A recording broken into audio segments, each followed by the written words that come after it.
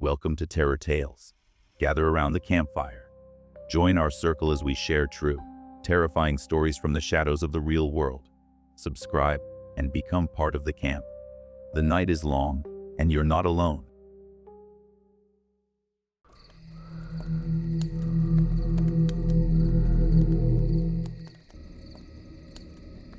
My name is Jared, and this happened to me 2 years ago when I was living alone in a rental house just outside of Bend, Oregon.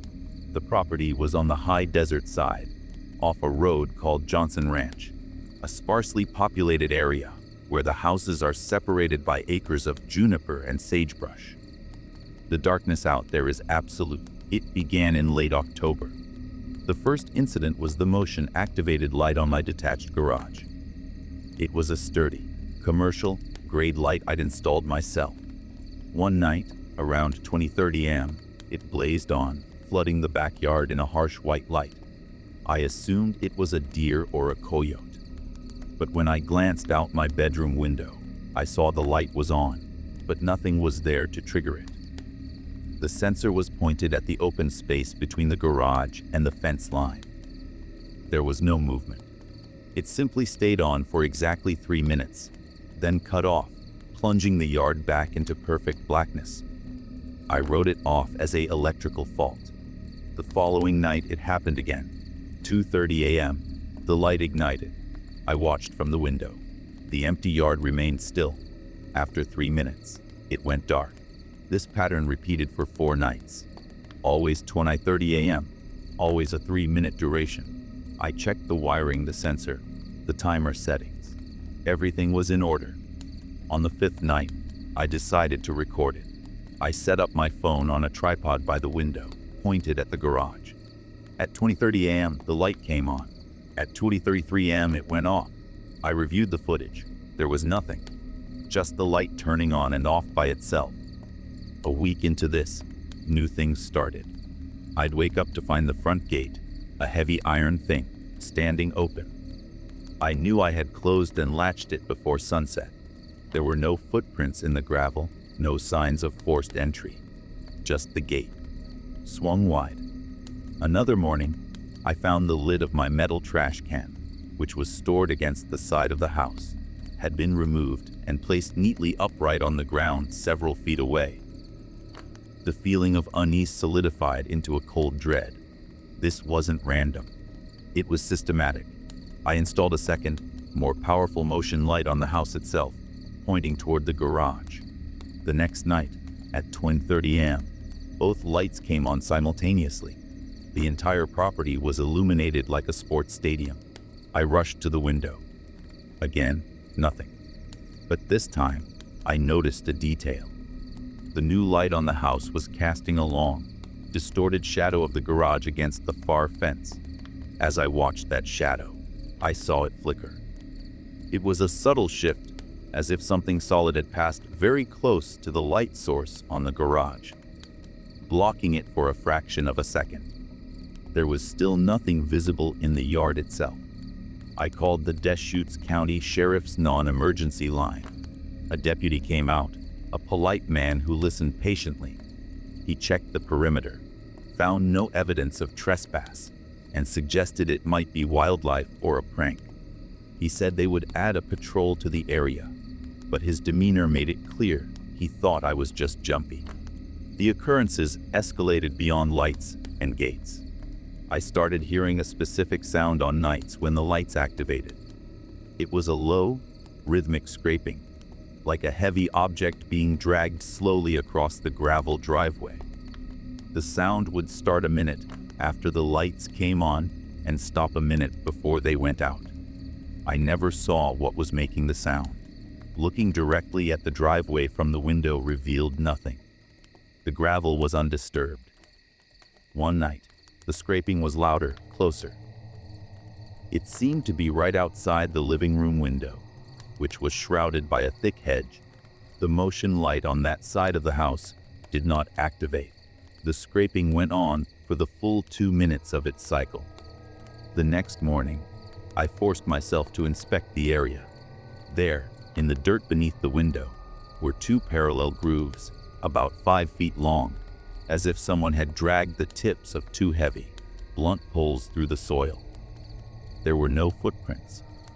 The final night was a Tuesday. The digital clock on my bedside table read 2:29 a.m. I was already awake, waiting. At 20:30, the garage light snapped on. A moment later, the light on the house followed. The backyard was lit. The scraping started almost immediately, not from the driveway this time, but from the wooden deck attached to the back of my house. The sound of something heavy being dragged slowly across the treated lumber. Scrape, drag, pause, scrape, drag. It moved along the entire length of the deck, toward the sliding glass door. My bedroom door was closed, but the house was small. The sound was unmistakable. It stopped directly outside the glass door. The blinds were closed. I could see a sliver of the deck floor through a gap. There was nothing there. Then the door handle rattled. Not a frantic shaking, but a slow, deliberate turning. The metal lock held. The rattling ceased. For 10 seconds, there was silence. Then, a single, solid thud resonated against the door. Not a knock, but the sound of a significant weight leaning into the reinforced glass. The motion lights went out. The property was plunged into silence and darkness. I did not move until the sun rose. In the morning, I found nothing on the deck. No marks, no residue. But tucked into the narrow gap between the door and its frame was a single, long, gray feather.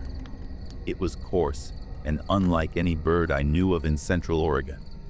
I broke my lease and moved back to Portland the next week. The landlord was understanding. He didn't ask for details.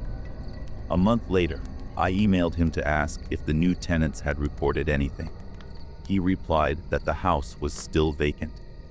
In his email, he mentioned something offhand, something he said he'd forgotten to tell me. The previous tenant, a man who lived there alone for 5 years, had also broken his lease abruptly. The man had left behind only one thing the cleaning crew found, which they threw away. It was a collection of long, gray feathers he had stored in a shoebox at the back of his closet.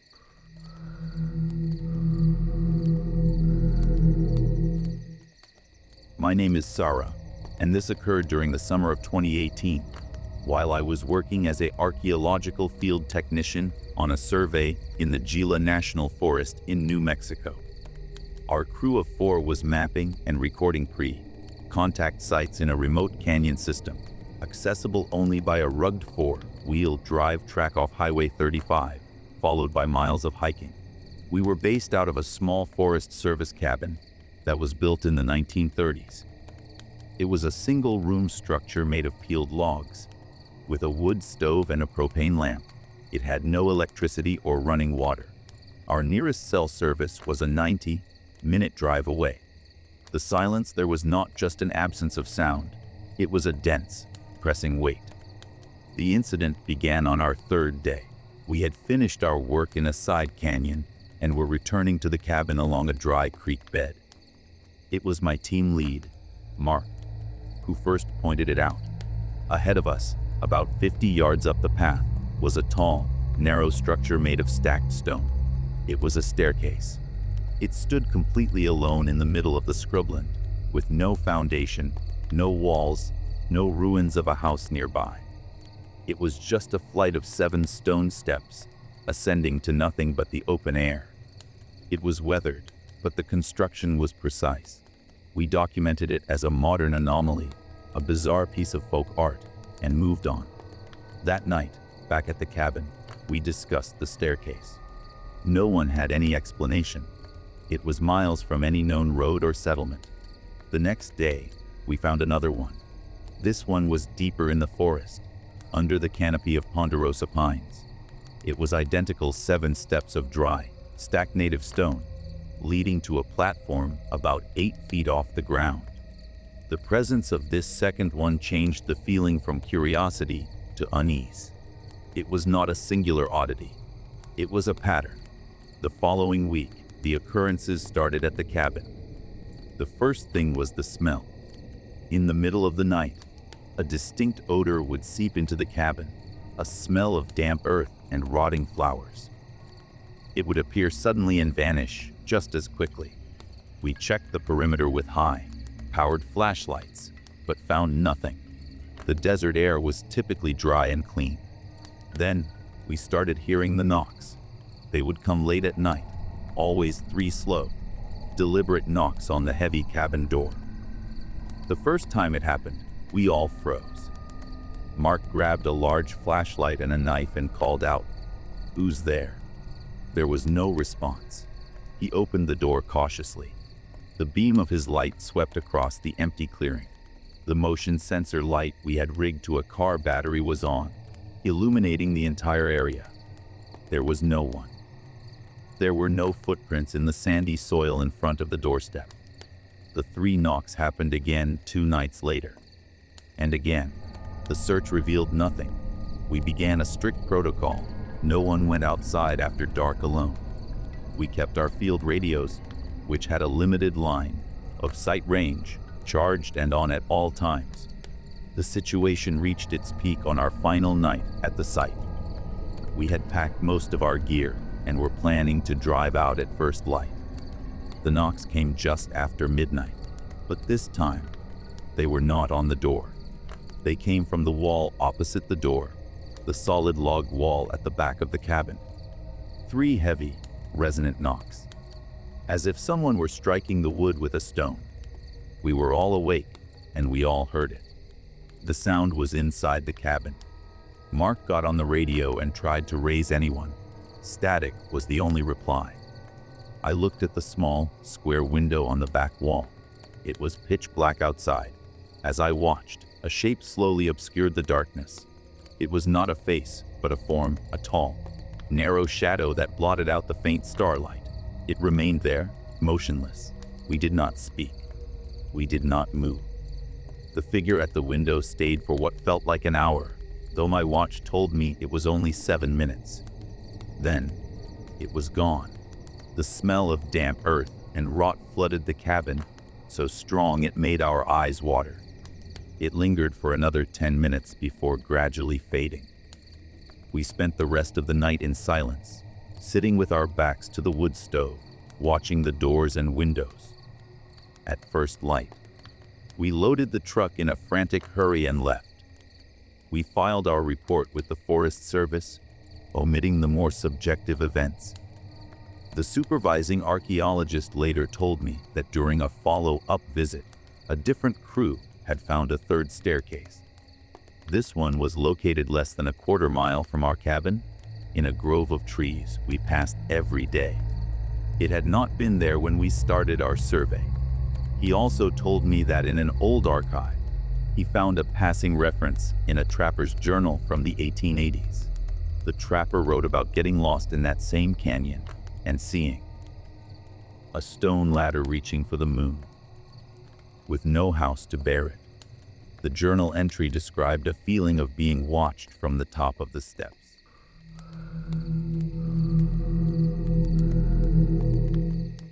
My name is Leo, and this is an account of what happened to my family over a period of 6 months in a rented farmhouse in the foothills of the Blue Ridge Mountains, just outside the town of Floyd in Patrick County, Virginia. The house was a 2-story white clapboard structure at the end of a long, gravel driveway named Turner's Mill Road. It was isolated, surrounded by dense woods on 3 sides, with the only neighboring property a vacant pasture a half-mile away. The first signs were subtle, easily dismissed. My wife, Claire, would comment that her keys were not where she left them on the kitchen counter. They'd be found in a drawer or on the mantelpiece. We blamed our 7-year-old son, Ben, though he consistently denied it. Then, the clocks began to lose time. Not the digital ones, but the analog clocks, the grandfather clock in the hallway, the wind-up alarm clock in our bedroom. They would all fall behind by exactly the same amount of time, about 12 minutes every night. Resetting them became a morning ritual. The dog, a placid Labrador named Gus, was the next indicator. He began refusing to go into the living room during the evening. He would stop at the threshold, his head low, and let out a soft whine before retreating to the kitchen. No amount of coaxing could get him to cross that line after sunset. The occurrences escalated in both frequency and strangeness. We began hearing footsteps in the attic, a slow, measured pacing from one end of the house to the other. The attic was accessible only by a pull-down ladder in the hallway ceiling, and the door was warped shut, sealed by layers of paint. I tried to force it open one Saturday. The latch wouldn't budge. I got a ladder and went outside to look at the attic window from the lawn. The inside of the small, grimy window was covered with a thick layer of dust, completely undisturbed. One night, I was woken by the sound of a woman humming.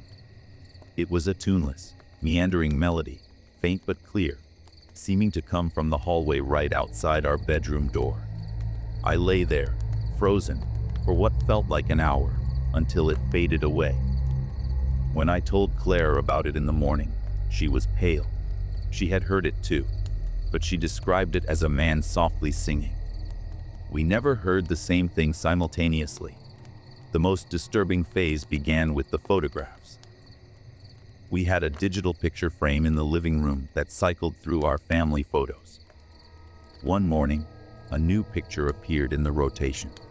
It was a black and white image of a young woman in a high-collared, old-fashioned dress, standing stiffly in front of what was unmistakably our house, though the surrounding trees were much smaller. Her face was pale and gaunt, her eyes dark and direct. No one in our family had ever seen this photograph. We scoured our computers, our phones, and cloud accounts. The image existed only on that frame. When I tried to remove it via the frame's menu, the option was grayed out. The picture would appear every 37 images without fail. We called a local priest. He was a kind man who walked through the house, sprinkling holy water and praying. He told us he felt a deep sadness, but no malice. For 2 weeks, the house was silent. The footsteps stopped, the humming ceased, and the clocks kept perfect time. We began to hope it was over. Then, it returned, different and more focused. The footsteps were no longer in the attic. They were on the stairs. We would hear the distinct creak of the third and seventh steps, as if someone were ascending from the first floor to the second, where the bedrooms were. This would happen multiple times a night. We installed a battery-powered wireless camera at the top of the stairs, pointing down the staircase. The first night, it recorded nothing but the empty stairs. The second night, the motion sensor triggered the recording at 3:17 a.m. The video showed 12 seconds of the empty staircase, but the audio clearly captured the sound of 2 footsteps on the stairs, followed by the sound of heavy, ragged breathing directly in front of the camera's microphone. The final incident involved Ben. He had always been a sound sleeper, but he started waking up crying, saying a tall man was watching him from the corner of his room. We set up a baby monitor with a video feed. One night, the monitor's screen flickered on, showing Ben's room. He was sitting up in bed, staring into the darkness. His voice, small and thin, came through the speaker. "Why are you standing in the corner?" The camera panned slowly, as if remotely controlled by something else, to the far corner of the room. For a single frame, the image solidified into a tall, slender shadow. Man-shaped but impossibly thin, its head nearly touching the ceiling. Then the screen filled with static. We moved out within the week, leaving behind a significant security deposit and most of our furniture. We never told the landlord the full reason. A year later, driven by a need for closure, I went to the County Historical Society. After hours of searching through old census records and property deeds, I found a reference to the original family that built the house in 1898. The family's name was Turner. Their daughter, Eleanor, was described in a local newspaper clipping from 1911. It was a brief article about her disappearance. She had last been seen wearing a high-collared dress. The article mentioned that she was known for her beautiful singing voice. The search of the property had been extensive. They had found no sign of her, except for one item discovered by her father in the attic, and place he stated she never frequented. It was a small, hand-wound pocket watch, its face cracked, the hands frozen at 3:17.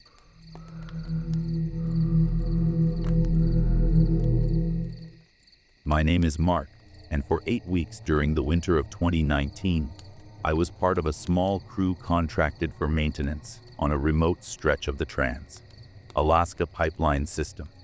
Our assignment was a solitary watch station near Deadhorse, Alaska, a place so deep in the North Slope that the only way in or out was by a specific ice road or a helicopter that came once every 2 weeks with supplies. The facility was a prefabricated modular building, elevated on pylons driven into the permafrost. It was built to withstand the brutal Arctic conditions, a stark, industrial box against an endless white landscape. Outside, the world was a monochrome of snow, ice, and the dark, skeletal structure of the pipeline itself, vanishing into the horizon in both directions. The sun had already set for the winter, leaving us in the perpetual twilight of polar night, broken only by the shifting curtains of the aurora and the unwavering electric lights of our station. There were 3 of us: myself, a veteran operator named Carl, and a younger mechanic named Jake. The isolation was a tangible force, a silence so profound you could hear the blood pumping in your own ears. The first anomaly was the footprints. We found them one morning during our external perimeter check, a single set of boot prints, coming from the direction of the Brooks Range to the south, a 100-mile stretch of uninhabited wilderness. They stopped directly at the steel security fence that encircled our compound. There were no tracks leading away. It was as if someone had walked out of the absolute void, stood at our fence, and then vanished. The prints were filled with fresh, wind-driven snow, meaning they were from the previous night. We reported it via satellite phone to our company's security in Anchorage, who theorized it was a lost hiker, though the notion was absurd. No one hikes the North Slope in November. A week later, the sounds began. It would start as a low vibration, felt more than heard through the building's structure. Then it would resolve into a slow, rhythmic knocking. It didn't come from the walls or the roof. It seemed to emanate from the pipeline itself, a deep, resonant clang, clang, clang, like a giant was striking it with a sledgehammer miles away. We would monitor the pressure and flow sensors, but everything read normal. The sound would continue for exactly 17 minutes, then cease. We'd suit up and go out with high-powered rifles and floodlights, scanning the pipeline in both directions. We never saw a source. The pipeline, coated in frost, would be silent and still. The events became more personal. Jake, who had the bunk closest to the window, started complaining that he felt like he was being watched. He said he could see a dark shape, taller than a man, standing motionless out on the tundra, just at the edge of our light's reach.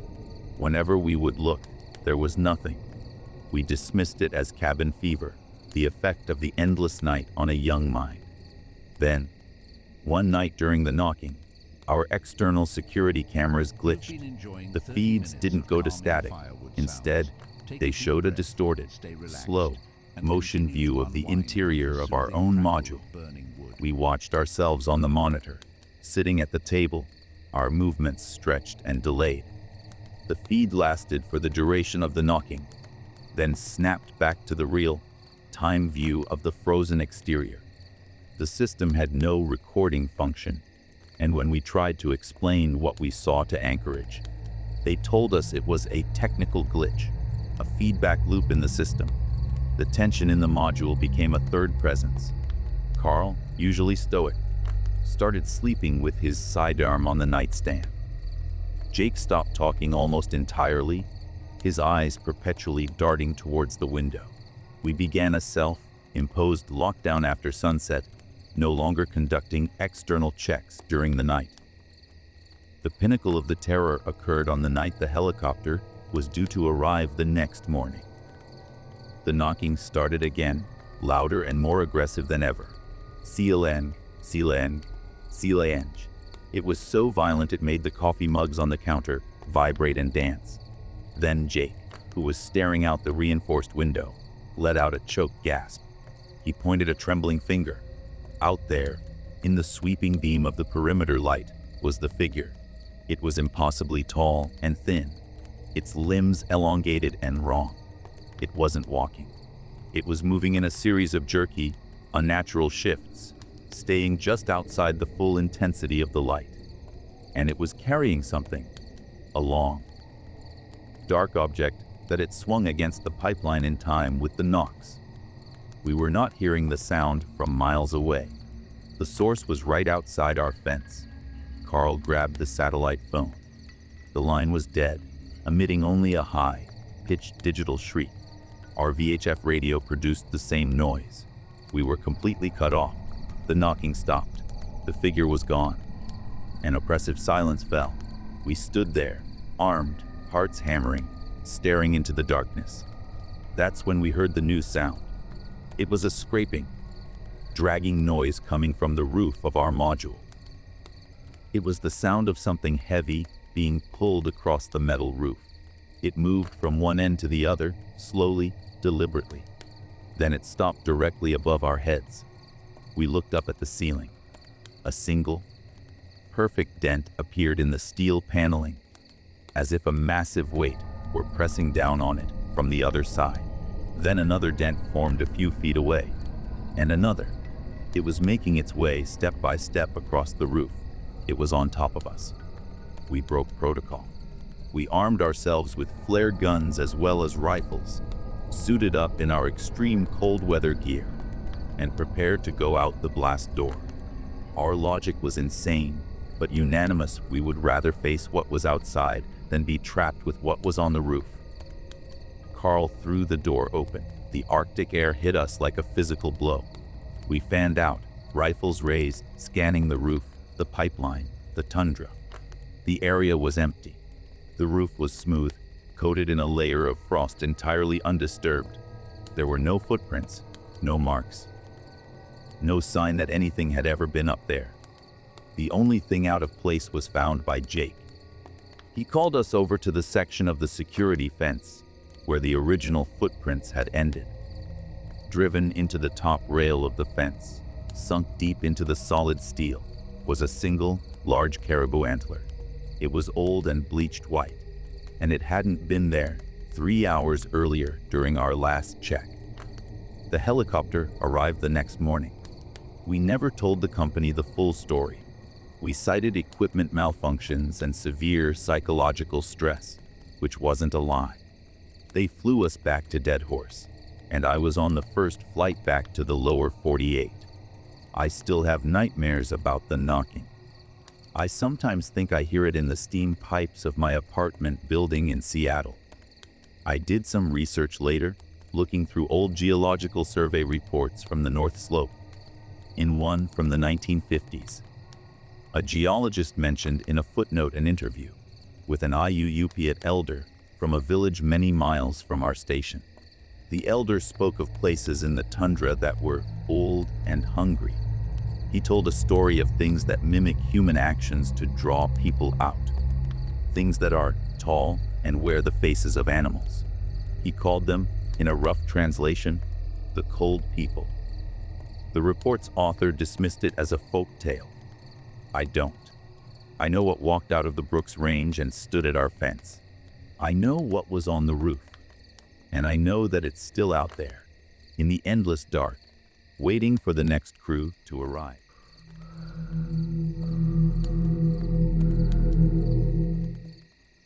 My name is David, and this happened during the summer of 2016, on a drive I've made 100 times Interstate 80 through the vast, empty stretch of Pennsylvania between Du Bois and Clarion. It's a road of long, forested ridges and deep valleys, where radio signals die and the only signs of life are the occasional logging truck. I was driving back to Ohio after visiting family, leaving later than I'd planned. The sun had already dipped below the ridges, casting the highway in a deep, premature twilight. That's when the rain started. It wasn't a gentle drizzle, it was a sudden, violent downpour that turned the asphalt into a shimmering black mirror and reduced visibility to just beyond my hood. My wipers were on their highest setting, fighting a losing battle. I slowed down, gripping the wheel, my high beams reflecting back at me in a wall of gray water. I was completely alone on the road.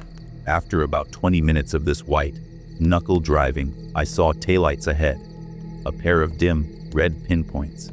I felt a wave of relief. Another car. I wasn't alone in this. I eased off the gas, maintaining a safe distance. It was an old sedan, its shape blurred by the rain, moving at a cautious, steady speed. I decided to just follow it, trusting its driver to know the road better than I did in this mess. We drove like that for miles. The rain didn't let up. The only constants were the rhythmic thump of my wipers, the hiss of tires on wet pavement, and those two red lights ahead of me. I started to notice something strange. The car never changed speed, never switched lanes, never braked for the subtle curves of the highway. It was as constant as a metronome. I glanced at my odometer. We had been driving for nearly 15 minutes without passing a single exit, an overpass, or another car. On I-80, even in a storm. That was statistically odd. Then, the taillights of the car ahead began to brighten. It wasn't braking, it was as if they were intensifying, glowing a deep, bloody red. As they brightened, the rain around them seemed to lessen. A tunnel of clarity opened up around the car, while the storm still raged around me. I could see its details now. It was a 4-door sedan from the late 80s, a boxy American model, beige or light brown. Its paint was dull and covered in a fine layer of grime. The car began to slow, not abruptly, but with a deliberate purpose. There was no exit here, no shoulder, just a steep, wooded embankment rising to the left and falling away into darkness on the right.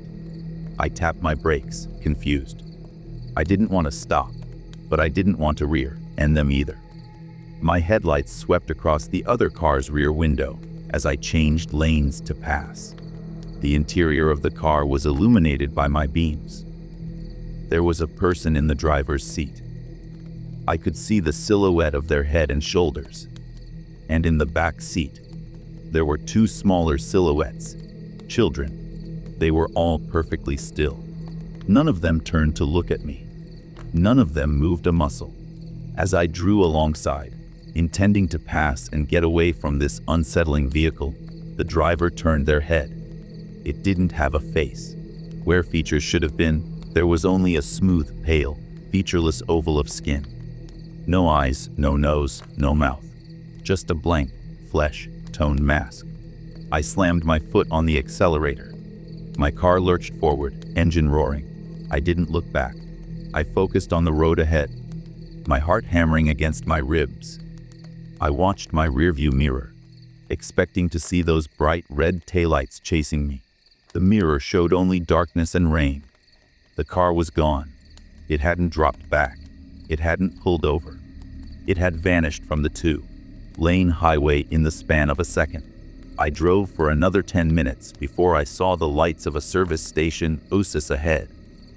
I pulled in, my hands shaking so badly I could barely turn off the ignition. I sat in the brightly lit parking lot, surrounded by the normality of other people filling their tanks, and tried to process what I had seen. I never believed in ghosts or interdimensional phenomena. I still don't know what that was. A shared hallucination from fatigue, a trick of the storm and my stressed mind. But the memory is etched into me with perfect, terrifying clarity. I've driven that stretch of I-80 in the rain since, and every time I see taillights ahead, a cold dread settles in my stomach. I never follow them. I pass them as quickly as I can, and I never, ever look into the windows.